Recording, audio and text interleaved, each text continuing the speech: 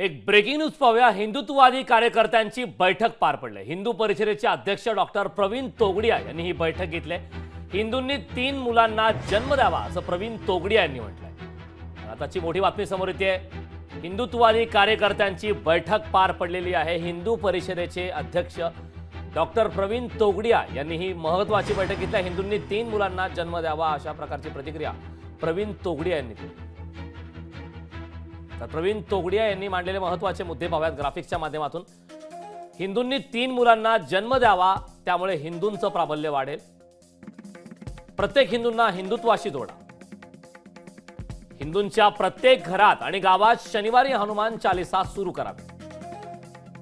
हिंदूंकडून खरेदी करा, तसेच नोकरीही हिंदूंना द्या। 4 लग्न पद्धती बंद करावी। भारतातून बांगलादेशींना पूर्णपणे हटवावे अशी देखील प्रतिक्रिया प्रवीण तोगडिया यांनी दिली। जास्त मुले असतील तर अन्नधान्य बंद करा, स्कूल सेवा बंद करा, बँकेतून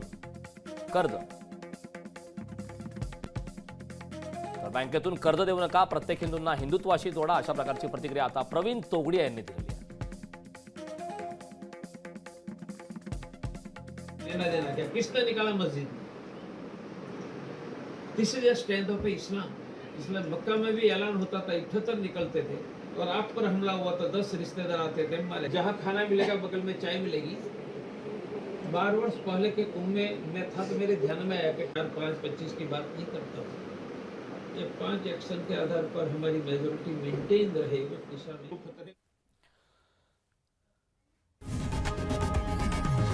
लोकशाही मराठी ऐका, पहा, जागरूक रहा।